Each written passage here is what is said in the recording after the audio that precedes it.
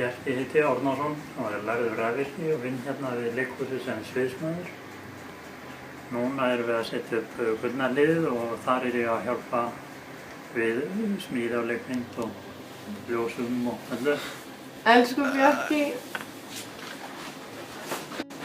Bjarki er bara bestur, það er bara svoleiðis. Bjarki minnir mig á Clint Eastwood. Hann kemur til bjargar þegar maður á síst vonaði.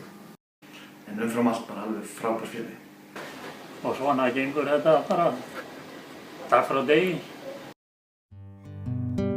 8, 7, 6, 5, 4, 3, 2, 1. Gullna-liðið hjá Leikfélagi Akureyrar. Frumsýning 17. janúar 2014.